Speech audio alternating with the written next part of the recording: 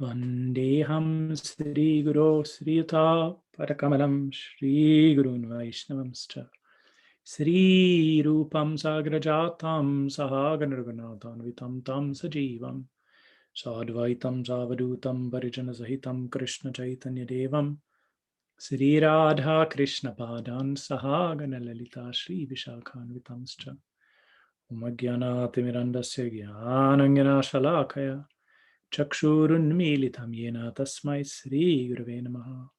Vanchakalpatarubhyascha kripa sindhubhyeva cha patitanam bhavanebhyo vaishnavebhyo namo namaha. Namo Mahavadanyaya Krishna Prema Pradayate Krishnaya Krishna Chaitanya Namane Gauratvishe Namaha. He Krishna Karuna Sindho Dinabandho Jagatpate Gopesha Gopika Kanta Radha Kanta Namostute Tapta Kanchana Gaurangi Radhe Vrindavaneshwari Vrishabhanusute Devi Pranamami Haripriye.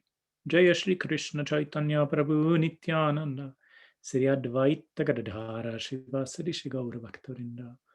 Hare Krishna Krishna Krishna Hare Hare Hare Rama Rama Rama Hare Hare. Hare Nama Hare Nama Eva Kevalam Kalo Nasteva Nasteva Nasteva Gatiranyatha. Welcome everyone again.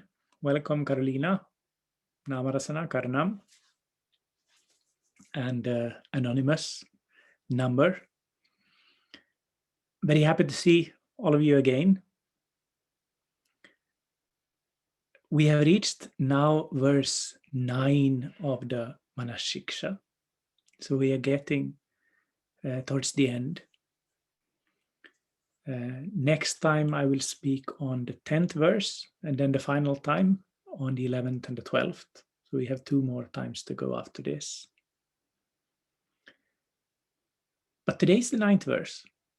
And we've heard already in the previous verse what we're supposed to do.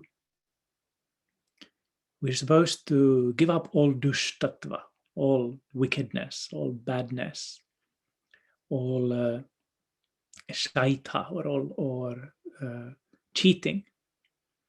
And this we were supposed to do by worshipping Giridhari in Vrindavan. And by doing that, his mercy will descend on us and wash away these things. And we will have the chance of service to Sri Radha Gandharvika. This is what we learned in the previous verse. And today's verse continues on with this theme. So let's again recite the verse together.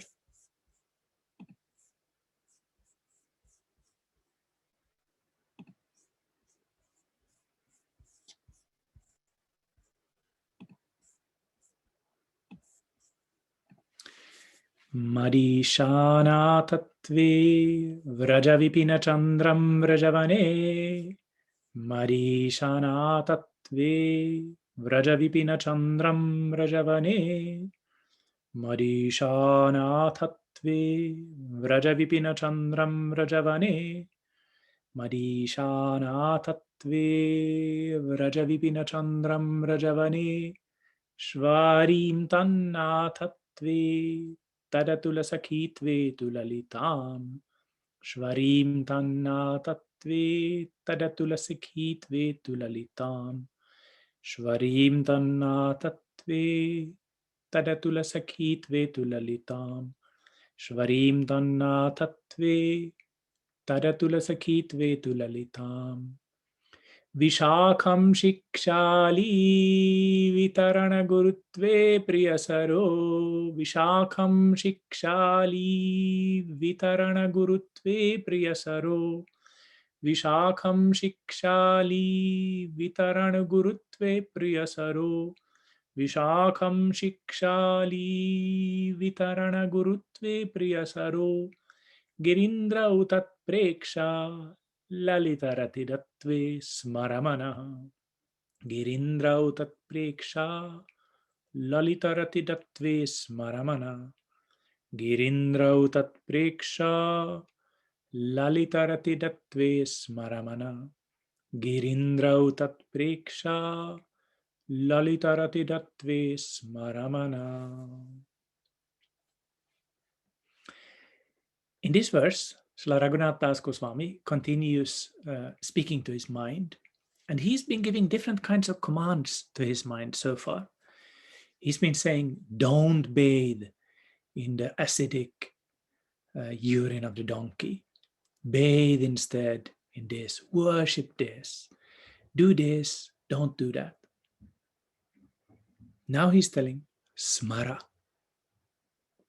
Smara is the imperative or the order-giving form of the verb smr, the verb that gives rise to words such as smriti, smarana, and so on.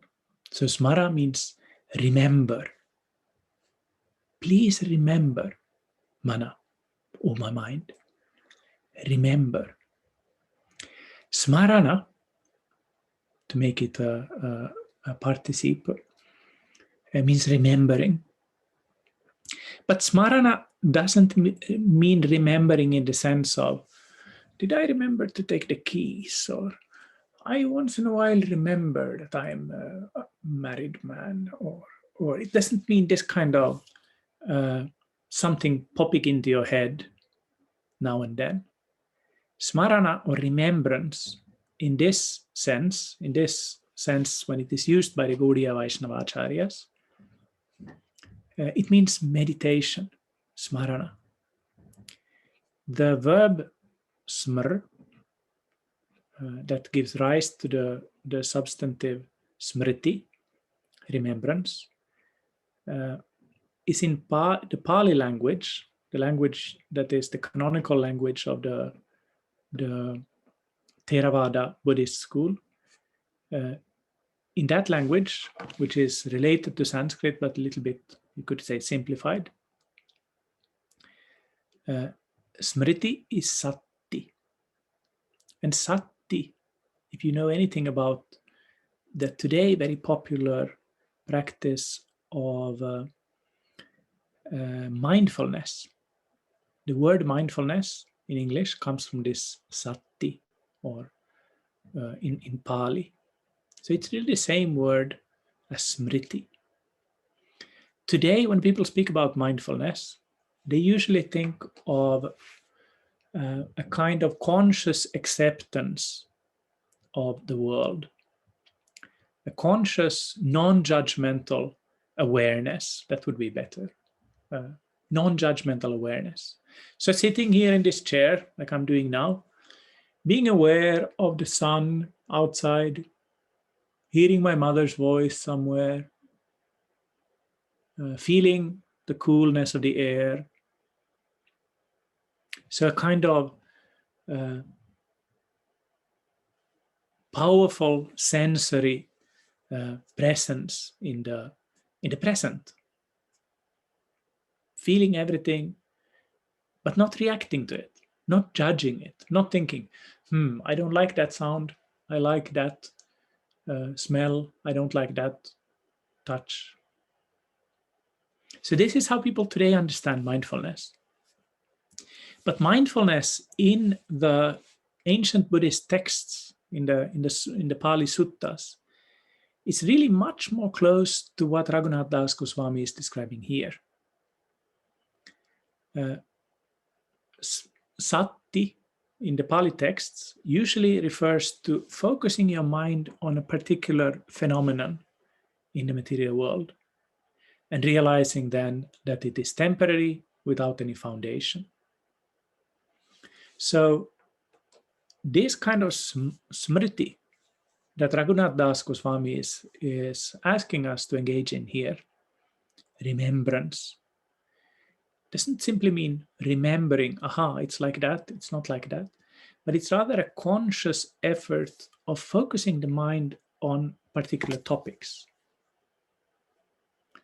From the yoga scriptures, we know that there are several different stages and several different, we could say, layers of remembrance.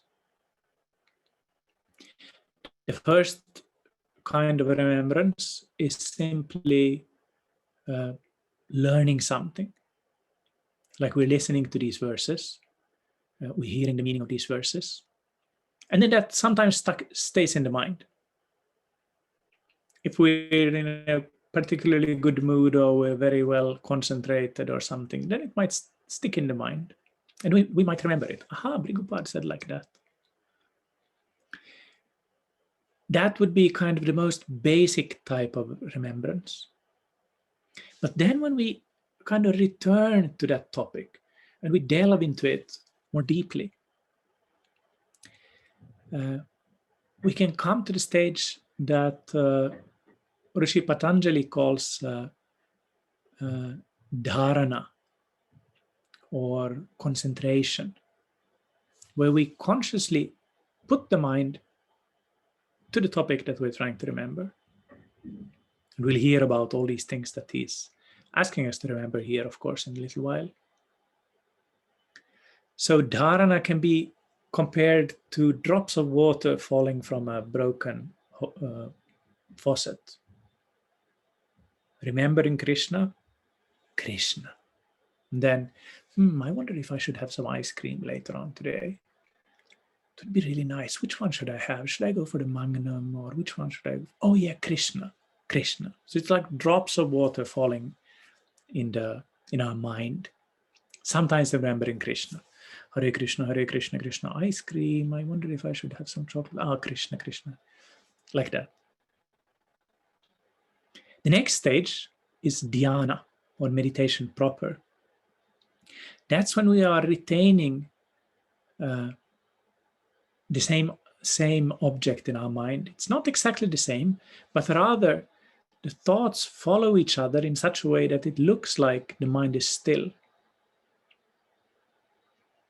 How long does a thought last? What do you think, Sakirati? How long does a thought last?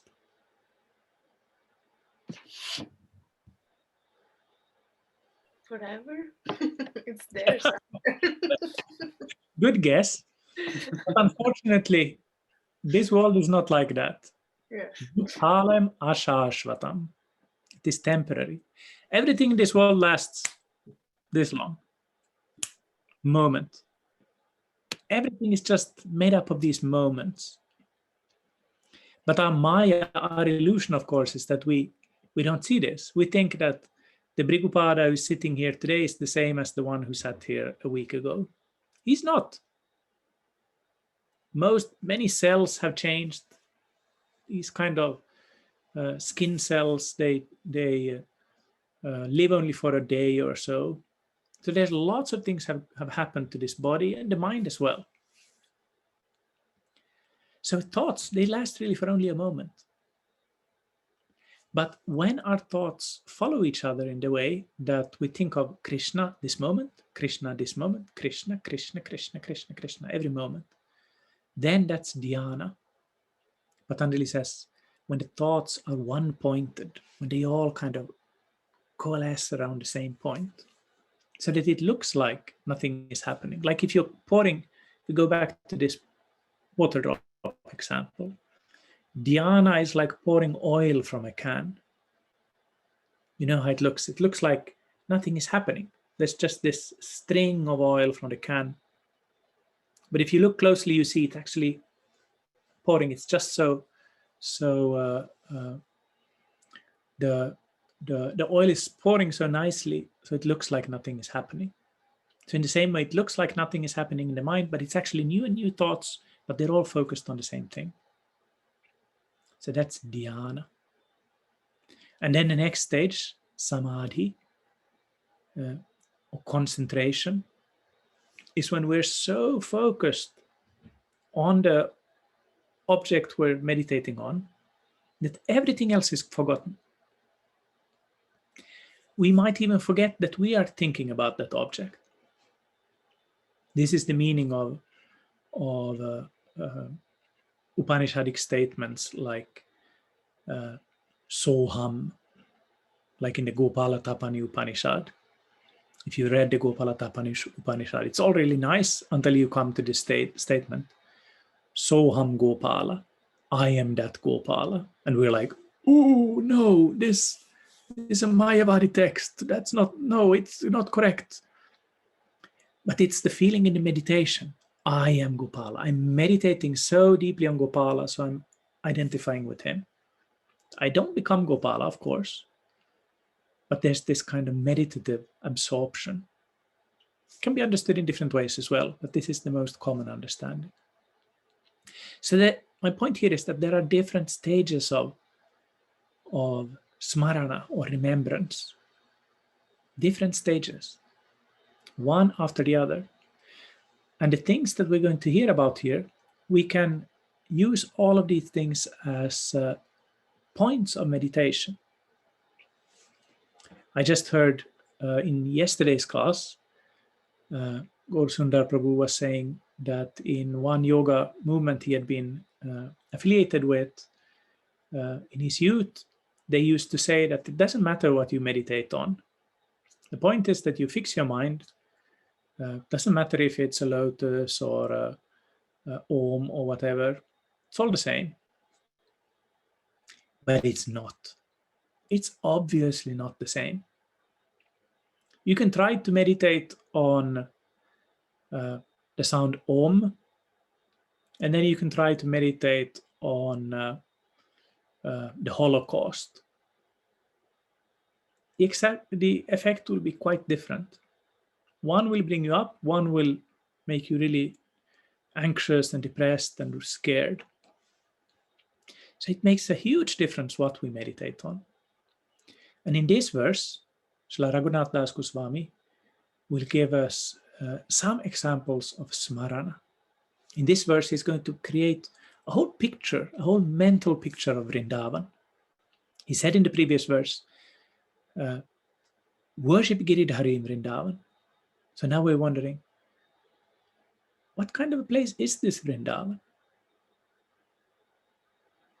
So he says, Madishana Tattve Vraja Vipina Chandram. And all of these things are then connected with the verb smara at the end.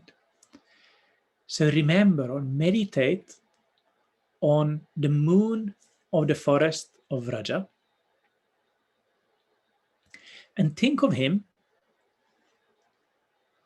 as the Lord of my mistress. Marishana Tattve. Isha, like in Ishopanishad, means the Lord. But Isha, with a long A at the end, is the feminine form. So think of the moon of the forest of Vrindavan as the Lord of my mistress. Raghunath Das has intense love for Sri Radha. He has love for Krishna, of course, as well. There's no doubt about that. But he really is a servant of Radha. This is his primary identification.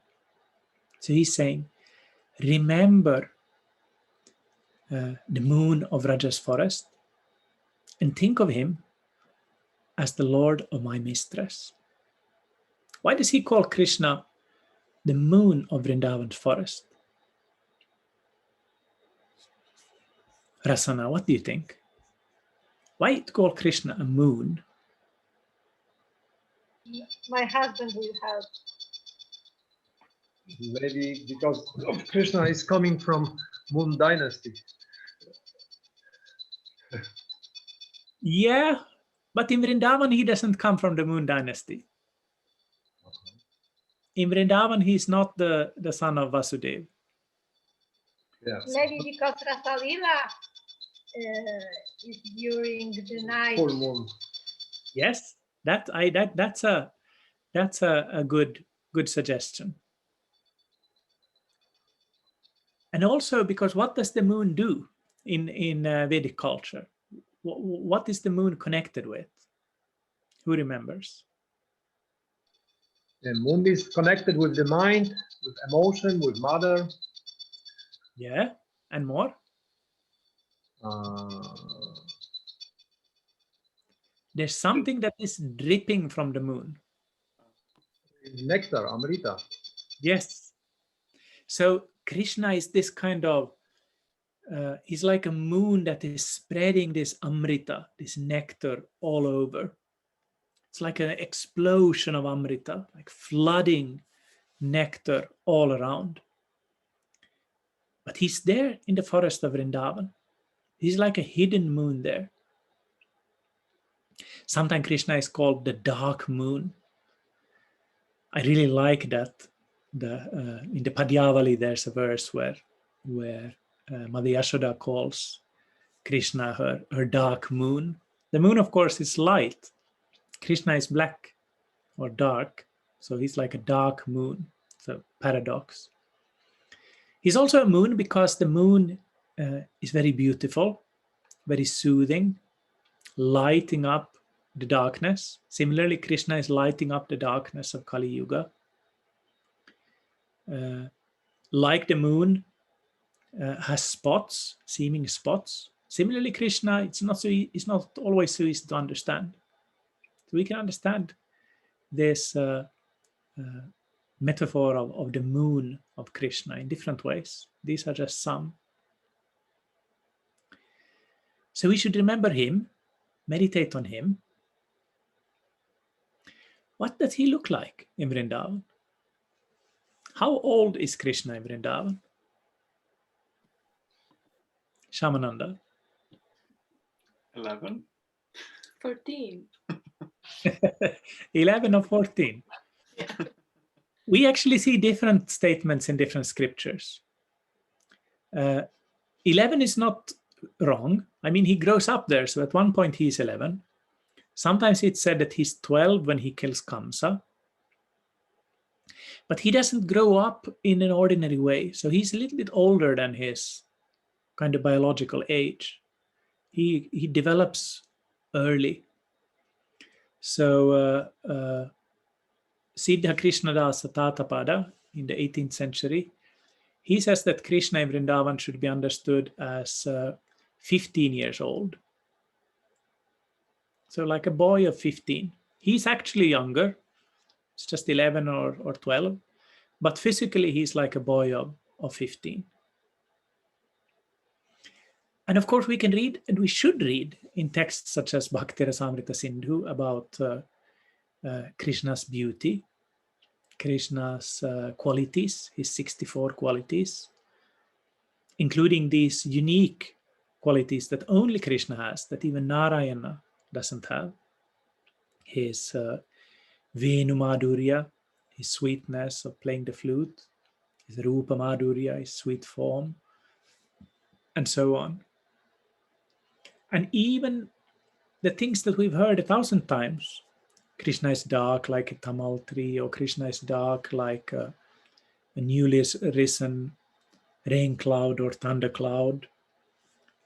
His peacock feather in the hair, dark, wavy hair, a garland around his neck made of forest flowers, stretching down all the way to his knees, golden clothes, a cowherder's robe on his waist. All of these things, this description of Krishna is so detailed because it's supposed to make us really think about Krishna. And it's interesting that these descriptions of Krishna and all the other persons we'll hear about here, they are sometimes given in a little bit different style. Guru Maharaj often says that in Vrindavan, Krishna is just like an ordinary boy. He's exactly like an ordinary boy. And that's why, of course, many times when we hear these stories about how Krishna appeared to, for example, Raghunatha Dasa Goswami, or Radha appeared or something, they don't realize it until afterwards. It's not that this blue person came and had a crown and lots of diamonds and things, and they immediately realized, like, whoa, this is Krishna, some divine person. But in Vrindavan, Krishna is really just like an ordinary boy, like a dark cowherd boy. But sometimes the descriptions, to make us kind of feel the divinity and make us feel how special everything is. So we'll hear these descriptions of the trees are made of rubies and the leaves are made of sapphires or things like that. So we hear a little bit different descriptions, aimed perhaps for a little bit different types of people. So where do we get the kind of most accurate descriptions of Krishna and the gopis? Well, in the texts of the Goswamis. We can read in Bhakti Rasamrita Sindhu, for example, we can read a very nice description of Krishna. In the Radha Krishna Ganodesha Deepika, we can read descriptions of the Sakhis and the cowherd boys and so on. In Ujjvala Nilamani, which is Rupa Goswami's sequel to the Bhakti Rasamrita Sindhu, there are also very nice and beautiful descriptions of, for example, Sri Radha. So we should read these kind of descriptions or hear them from other devotees and try to remember them. We hear in the scriptures that Smaratavya Satatam Vishnur Vismaratavyo Najatuchit Sarva Vidhi Nishedhasyur Etayor Eva Kinkara. You remember this verse, I'm sure. You should always remember Krishna and never forget him. This is the essence of all rules and regulations. All rules and other regulations are servants of this. So always remember Krishna. Vishwanath Chakravarti, in his commentary to this verse, he says, a beginner cannot do this. So a beginner should remember Krishna at least once a day. And then we build on that gradually. Gradually, when we get a deeper understanding, a deeper feeling, we'll start to see Krishna around us, not only on the altar, but also in the thundercloud. We'll recognize Krishna's color, and so on and so forth. So the first thing here is to remember Krishna as the Lord of my mistress, the Lord of Radha. Then Vrajavaneshwarim, the Ishvari, or the mistress of the forest of Vraja. Again, we're in the forest of Vraja. So this is really getting as intimate as we can. Radha and Krishna in the forest of Vrindavan. Tanna Tattve. Krishna was the master of Radha. Radha is the mistress of Krishna. This is one of these paradoxes of Gaudiya Vaishnavism. Who is the highest Lord? Krishna. Who is Krishna's Lord? Radha. Who is Radha's Lord? Krishna. So they both worship each other. They are both servants of each other and masters of each other. How old is Radha in Vrindavan, in the Nitya Lila? I think 1 day younger than Krishna. No, not 1 day. This is impossible since Radhastami and Janmastami are not 1 day separate from each other. She's about 1 year younger than Krishna. If Krishna is 15 meditatively, Radha is 14 and 2 months and I think maybe 9 days. 9 days because the Nitya Lila, as it is usually understood in Gaudiya Vaishnavism, is kind of this 1 day which is repeated again and again and again and again. So they are eternally the same age, even up to the day.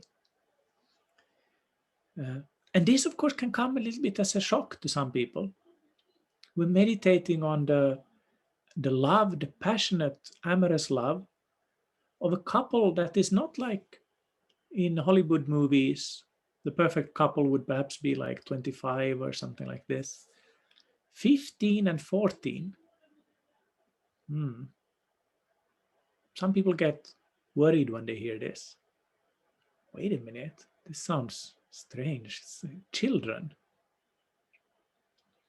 But it's the same also if we go back in Western history a little bit in time. Shakespeare's Romeo and Juliet, they were also about the same age, I think, or even younger maybe. So this modern idea of only kind of adults loving each other. That's a very modern idea. And of course, persons at a young age, they're more innocent in a way. They haven't gone through all the things a person that is older has gone through. So there's a special kind of urgency, and there's also a special kind of intensity in love at this age. This is not a mundane love story, so we can't really compare it to our own life, but still there are some points of comparison. Like we can remember, I'm sure all of us, how intensive everything was when we were like 14 or 15. If we were in love with somebody at that age. Every single word, every single gesture, we could meditate on that for days and weeks. What did she mean? What did he mean? So 14 and 15, they are very young, very innocent, very, very much in love. So Radha, her complexion is golden. She dresses in clothes of Krishna's color. So they're kind of the opposite. Krishna is dark with golden clothes. Radha is golden with dark clothes. And she's also described very beautifully in texts like the Ujjvala Nilamani. She wears a pearl by the tip of her nose. She wears different kinds of ornaments. She even has a special kind of earrings, which are like a wheel up here on the top of the ear and different here. She has a particular kind of jewelry here around the neck, and so on and so forth. So these kind of descriptions, again, are good to read and to try to remember. To try to remember, what does Radha look like? Of course, they are not exhaustive.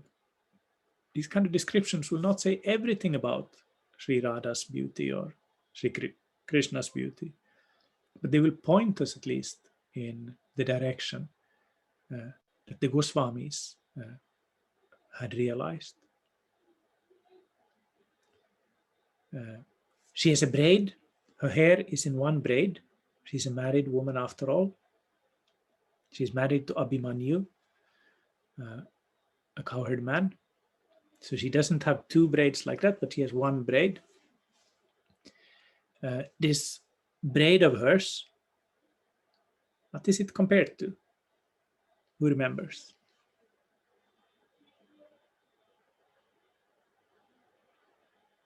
Saragrahi. Is it dancing cobra? Yes. Mm. So it's shiny and beautiful like a cobra, and then with this, like the cobra has this like whatever you call that, the hood. So in the same way, the hair is coming like that on the top of the head. So like this, we can meditate on Radha. So the meditation is a meditation on Krishna as Radha's Lord and Radha as Krishna's Lord. But it goes on.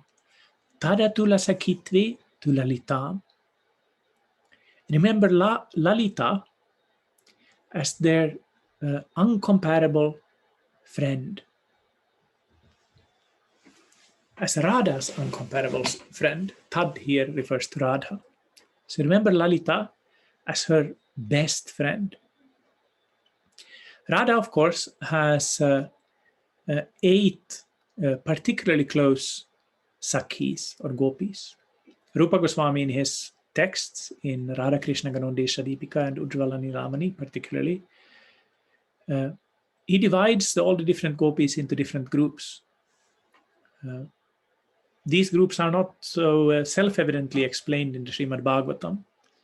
These persons are all there in the Srimad Bhagavatam, but they are not kind of so easy to understand always who is saying what. So the commentators bring out these things.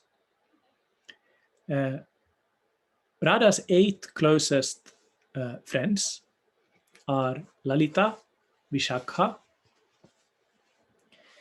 Chitra, Champakalata, Tungavidya, Indulekha, Rangadevi, and Sudevi. So the first of them is Lalita. She's always mentioned first because she's Radha's closest friend. Indeed, she's sometimes called Anuradha, kind of the little Radha. She's actually a little bit older than Radha, but she's like the little Radha because she's always hanging out with Radha. Lalita is the typical example of the Vama Paksha Gopi. Well, first of all, maybe I should say that Lalita is the foremost of this group of Radha's 8 Sakhis. But these 8 Sakhis, they're all so qualified and so beautiful and so expert in everything. So they could have their own groups, just like Radha has. They could be Yuteshwaris, or group leaders, but they're not. They want to be in Radha's group. So Lalita is the first of them. She's the Vama Paksha Gopi. It means she has a contrary nature. Rupa Goswami, and of course it's a simplification, but just to make it easier for us to understand, he says that basically there are 2 types of gopis. Some are the left type gopi, and the other ones are the right type of gopi. Left, or Vama, refers to gopis that are of a contrary disposition. They easily get upset with Krishna. They are not easily controlled by Krishna. While the right-wing gopis, they're the ones who are, yes, I will do like this. I'm sorry, I misunderstood what you meant. The Vama gopis are, no! Why did you do like that? I'm upset with you. Go away. I never want to see you again. Both of these bring Krishna happiness because Krishna is a Rasa Raja. He likes all kinds of rasas. But he particularly likes this Vama Paksha, these kind of gopis who are kind of these strong, independent persons telling him off. And Lalita is particularly like that. She's hanging out with Radha. Whenever Krishna makes the slightest mistake, she will start scolding him. What did you mean by that? Why are you saying like that to my mistress? You rascal black boy, run away. We don't want to see you again. And Krishna loves that, of course. Lalita is said to be the color of Gorochana, or this kind of very intensive yellow color. Sometimes people ask, Krishna is black. That must be there must be some kind of race thing here, isn't it? No, there's not. Because the other colors here, they are not human colors. Krishna is not black like a black human person. Balaram is not white like a white human person. It's something different. Lalita is not yellow like a yellow human person. She's yellow like Gorochana, really intense yellow. You'll never see a human being of that color, even if a person had jaundice or something like that. So she's the color of Gorochana. Her clothes have many colors, like a peacock's feather. So she's very flamboyant in one sense. Very flamboyant. And she's Lalita. Lalita means playful. So she's very playful, very kind of self-sure, and always there with Radha. Ready to assist Radha in whatever way. Said that she carries a cloth and she will wipe the sweat of Radha's brow. Lalita is also the leader of her own group of assistants, Manjaris. Manjaris are younger girls. If Lalita, Vishakha, Chitra, Champakalata, and so on, they're all more or less like 14. The Manjaris are younger. They are maybe like 10, 11 or something like this. So they are are prepubescent. They are so young that they still don't have these kind of similar amorous feelings like the older Sakhis. And this group of Lalita is the group that most of the manjaris that we know are a part of. This group of Lalita, here belongs Rupa Manjari, for example, Rupa Goswami's Manjari form, but not Raghunatha Das. He belongs in a different group. And that group we'll hear about next. Vishakham Shikshali Vitarana Gurutve. Remember Vishakha as the guru, expert in teaching, singing, dancing, and so on. So if Lalita is the first of Radha's Sakhis, Vishakha is the next. Vishakha is the same age, exactly the same age as Radha. Her color is like a lightning, flash of lightning. Her clothes are like a dark sky with stars. And she's very artistic. She's not so Vama as Lalita. Lalita is also very kind of aggressive with her words. Vishakha is not like that. She's more subdued. And she's very expert in all kinds of arts. She's expert at singing. She's expert at drawing things, also at writing poems. So she's this expert at arranging Radha's and Krishna's affairs. Lalita is this one who is really kind of adding fuel to the fire when Radha gets angry or upset or something like that. Lalita is more this person who will arrange and cool down things. At Radhakund, Lalita's grove, her kunja, is to the north of Radhakund, and Vishakha sit to the northeast. So they are next to each other in the north and the northeast. And Raghunatha Das, he, in his Manjari form, is in the group of Vishakha.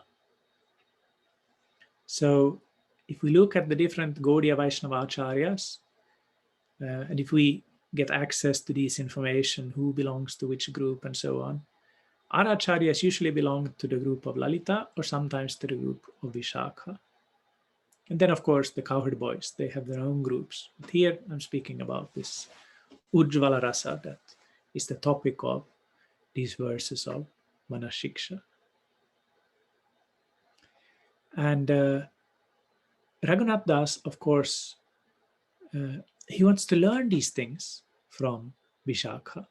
He has his particular service in the Nitya Lila, but he idolizes Vishakha. She's like this older sister who's expert at everything. She knows how to do so many different things, and he wants to learn. She wants to learn. In his Manjari form, Raghunatha Das wants to learn from Vishakha. So Radha, Krishna, Lalita, and Vishakha. And then two more things to remember, two more things to meditate on.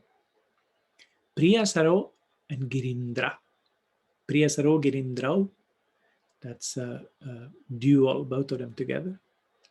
The deer lake and the Indra, or the king of mountains.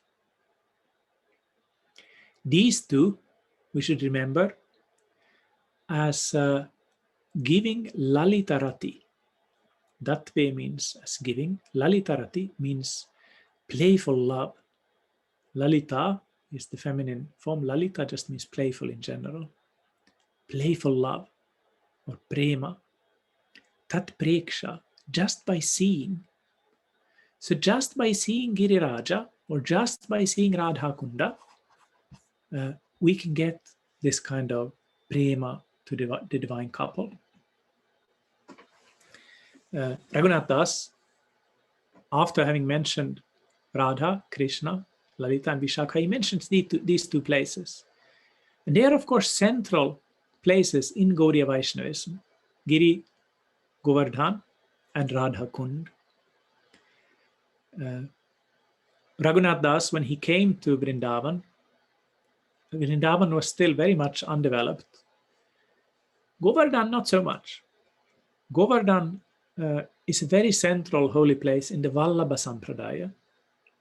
The Vallabha Sampradaya was there already in the Vrindavan area when the Goswamis came there. And Raghunath Das, in some of his poems, he's even mentioning Vittalnath, the son of Vallabha. Vittalnath was instrumental in developing the Vallabha sites in Vrindavan. And the Vallabha sites in Vrindavan, the sites of the Vallabha Sampradaya in Vrindavan, they're usually centered, or they're mostly centered on Govardhan. So Govardhan is really the main holy place in Vraja for the Vallabha Vaishnavas. And Raghunath Das, he appreciated this, and he loved Vittalnath, who was Vallabhacharya's son and successor, as a great devotee. And of course, for us Gaudiya Vaishnavas, Govardhan Hill is also extremely important. Raghunath Das is saying, Govardhan Hill is such a powerful manifestation of Krishna that just by seeing Tat Preksha, just by seeing Govardhan, love for Radha Krishna can appear in our hearts. Maybe it doesn't always happen, but it can happen. Guru Maharaj has sometimes gotten this question. In the Puranas, it is said that if you do this and that, then you'll get these amazing effects. Is it true or not? And Guru Maharaj answers, it's true, but it doesn't always happen. But it can happen. There are instances of somebody just seeing Govardhan and becoming completely absorbed in prema. So we should take this opportunity to see Govardhan Hill by going there, by seeing pictures on social media, or by seeing Govardhan in our own houses. There's a practice both within Gaudiya Vaishnavism and in Vallabha Vaishnavism and in Vraja Vaishnavism in general, of worshipping stones from the Govardhan mountain, Govardhan Shilas. In our Sampradaya, this is something that Raghunath Das really was instrumental in popularizing. He received the stone of Govardhan from Mahaprabhu himself. But it's also common in the Vallabha Sampradaya. And there's this idea within both of these Sampradayas that there's no difference between the whole mountain and every single stone. If you have even a small Giriraj Shila at home, that's like Govardhan Hill. So just seeing this Shila can awaken prema in us. Of course, we're not supposed to go to Govardhan and just take a stone like that. There are many stories of all kinds of bad things that happen. People do that. Instead, we should get the stone from a sadhu, or we should make a sacrifice to receive it. Sometimes it's said that if you take a stone, you should leave as big a piece of gold in its stead. I don't know if anybody ever actually did that, but at least it's there to kind of remind us about how precious and how valuable these shilas are. They're not just any stones, but they are Krishna himself, Krishna's Svarupa, form in this world. And then the other thing, Priyasara, the dear lake, that of course refers to Radha Kunda. There's a verse, I think maybe in the Brihad Gautamiya Tantra, saying that just as Radha is dear to Krishna, so is also her lake. The appearance of Radha Kund, Vishwanath Chakravarti Thakur explains that in detail in his commentary to the Srimad Bhagavatam. It's too long story to go through here, but we know that this is the center of the midday pastimes of Radha and Krishna. And when Giriraj is a holy place that is a Vallabha holy place just as much as it is a Gaudiya Vaishnava holy place, Radha Kunda is uniquely a Gaudiya Vaishnava holy place. It's not that others think that it's a made up or anything like that, but it's really a Gaudiya Vaishnava place. There's only Gaudiya Vaishnavas at Radhakund. And of course, we can read about Radhakund in its Nitya Lila form in texts like Govinda Lilamrita, where we have descriptions of how Radhakunda looks in the Nitya Lila, with these different bowers, different kunjas around, like we heard Lalita is in the north, Vishakha is in the northeast, and so on. And again, it's a place that we can visit. Many Gaudiya Vaishnavas take bath in Radhakund, and indeed it's said by Raghunatha Das that this is something that can awaken Krishna Prema, Radha Prema. Raghunatha Das was instrumental in developing Radhakund. When Mahaprabhu came there, it was just like a small puddle of water, more or less, in the middle of a field. Raghunatha Das, he was the first person to stay there. He built steps down. He also made a ramp so that cattle could go down and take bath. He thought that it's important even for the animals to be able to take bath in this holy place.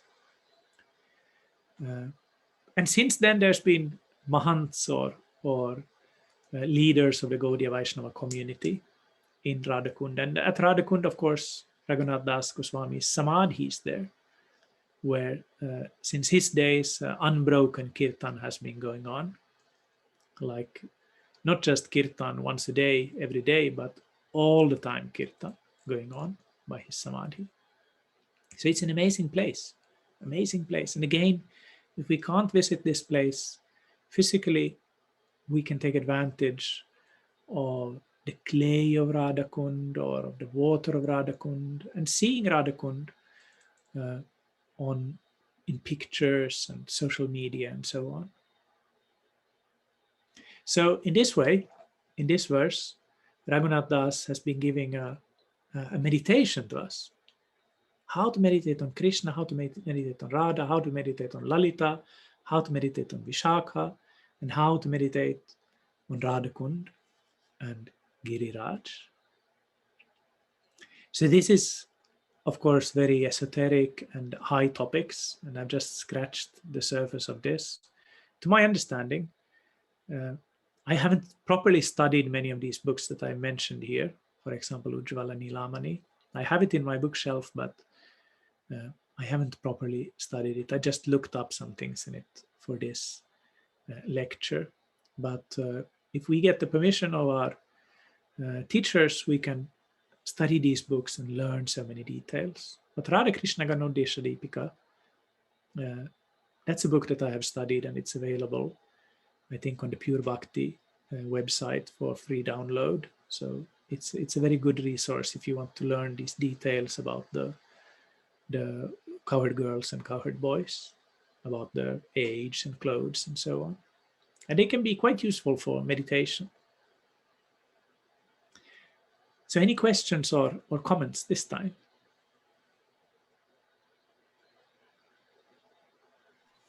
I have a question, maybe too personal, but can you tell us what kind of Krishna do you remember the most?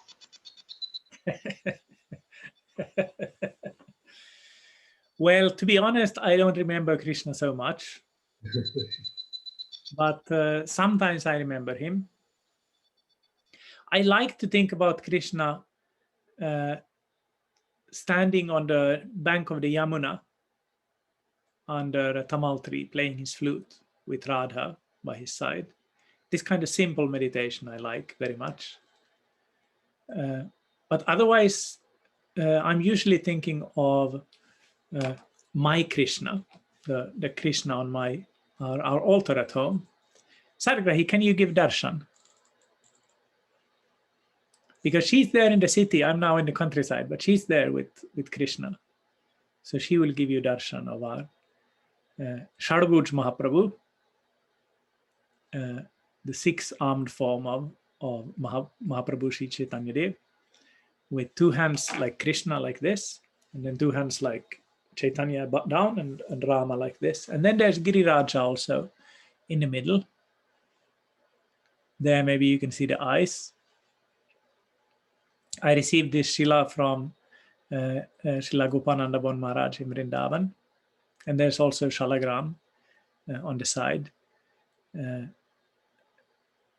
Lakshmi Narayana and Shesha and Hayagriva. But we can also think of them as, because you can see any Shalagram as any form. So you can think of this one that is round like that, which is, according to the scriptures, is Lakshmi Narayana, because there's 2 chakras in the middle.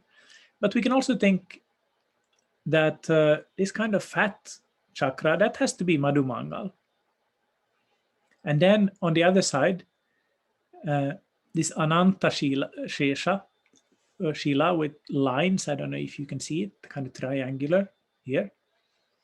Who is Ananta? Well, that's Balaram, of course. And then there's Sridham. So there's Krishna and the cowherd boys. You can think like this as well. So I guess that's this form of Shadbhuj, that's the form of Krishna that I usually think of when I think of Krishna.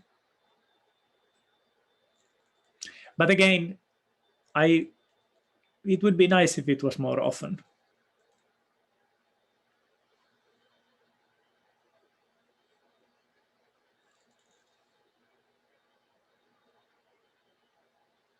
Anything else?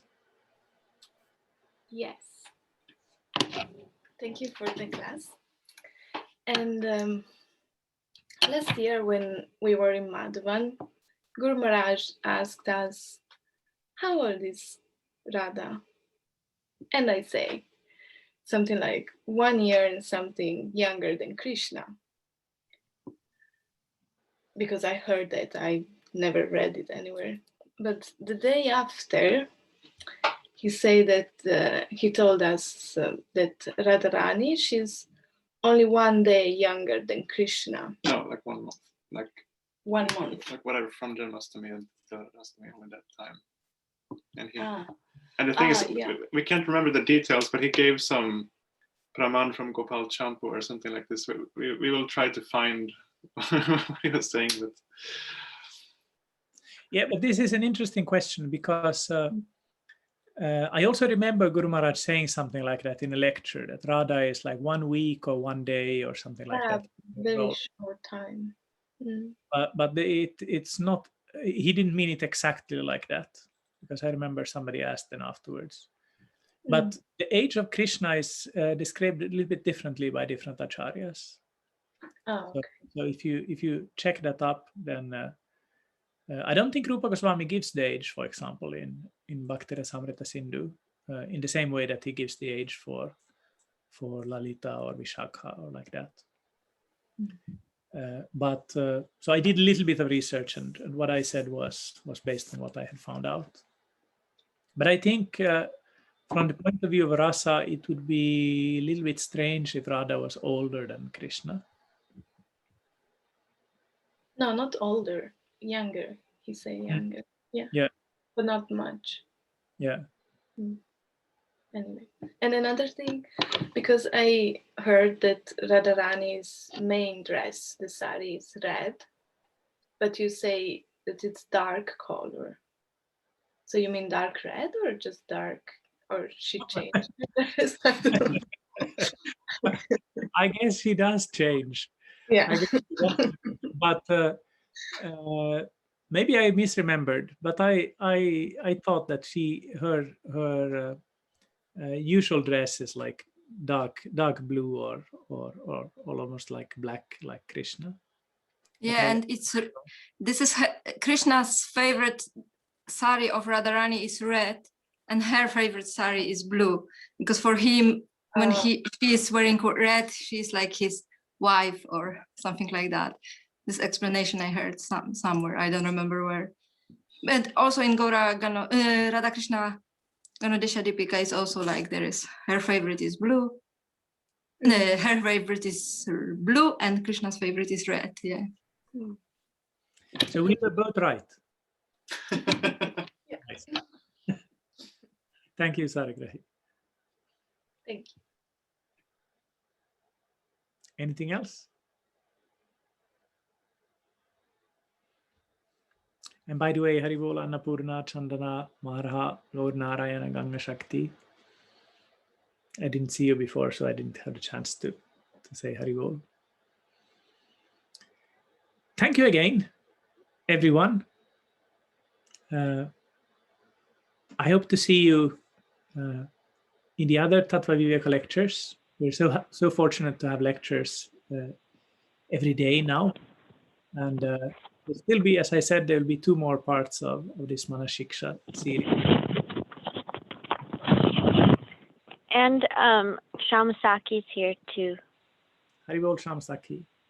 My Zoom's not working, so I have to call in, but I've been here every day, and it's so great to be here with everybody. Thank you. I was wondering Thank you. This 182 and so on was, so now I know. That's me. I'm here. Yeah, it means so much to me. Sorry, I've really been missing the devotees so much, so thank you so much. Jai Shri Guru Gauranga Gandhar Bhikkhugiri Dari Shri Radha Madha Mohan Radha Govinda Radha Gopinatha Radha Damodar Radha Sham Sundar Radha Ramana Radha Gokurananda Radha Madhava Ruchi Gopal Nitai Gaur Shri Sharbhuj Giriraj Ki Jai Jai Vishnupad Paranga Supravrata Kacharya Stottara Sutta Shri Srimad Bhakti Vedanta Tripurari Dev Goswami Maharaj La Gurudev Ki Jai Jai Nitile Pravishna Vishnupad Bhai Charana Aravinda Bhakti Vedanta Swami Maharaj La Prabhupada Ki Jai Jai Nitile Pravishna Vishnupad Bhakti Rakshak Shri Dev Goswami Maharaj Ki Jai Jai Nitile Pravishna Vishnupad Bhakti Siddhanta Saraswati Goswami Maharaj La Prabhupada Thakur Ki Jai Jai Gaur Kishore Das Babaji Maharaj Ki Jai Jai Satchidananda Murti Thakur Bhakti Vinod Ki Jai Jai Vaishnava Sarvabhauma Srila Raghunatha Dasa Babaji Maharaj Ki Jai Jai Gauriya Vedanta Acharya Srila Pradeep Vidibhushan Prabhu Ki Jai Jai Vishwanath Chakravarti Thakur Ki Jai Jai Shyamananda Srinivas Narottam Prabhu Trai Ki Jai Jai Krishna Das Goswami Maharaj Ki Jai Jai Vyasavatar Shri Vrindavan Das Thakur Mahasaya Ki Jai Jai Shri Rupa Sanatana Bhatta Raghunatha Shri Jiva Gopala Bhatta Das Raghunath Goswami Prabhu Ki Jai Jai Namacharya Srila Haridas Thakur Ki Jai Jai Rai Ramanandari Gaur Parshravrind Ki Jai Jai Prem Shri Krishna Chaitanya Prabhu Nityananda Shri Advaita Gadadhara Shivasari Shri Gaura Bhaktivinoda Ki Jai Jai Shri Antardvip Mayapur Simantadvip Madhyadvip Kuladvip Ritudvip Chandradvip Madhyadvip Modradvadvip Godramadvip Rudradvip Atmaka Shri Navadvip Dham Ki Jai Jai Shri Shri Radha Krishna Gopa Gopiko Govardhana Dvadasha Vanatmaka Shri Vrindavan Dham Ki Jai Jai Dvadasha Upavan Ki Jai Jai Radha Kunda Sham Kunda Ganga Yamana Tulsi Bhakti Devi Ki Jai Jai Purushottam Dham Ki Jai Shri Shri Jagannath Baladev Subhadra Sudarshana Ki Jai Jai Bhakti Vigna Vinashankari Shri Nishingadev Bhagavan Ki Jai Jai Bhakta Parabara Prahlad Maharaj Ki Jai Char Vaishnava Sampradaya Ki Jai Char Vaishnava Acharya Ki Jai Char Dham Ki Jai Char Veda Ki Jai Grantaraj Srimad Bhagavatam Ki Jai Akara Mataraj Shri Chaitanya Mat Ki Jai Tadiya Shakha Mat Suma Ki Jai Sri Chaitanya Sangha Ki Jai Ananta Koti Vaishnava Vrinda Ki Jai Bhuvan Mangal Harinam Sankirtan Ki Jai Samagata Gaur Bhaktirinda Ki Jai Gaur Premanande Hari Hari Bol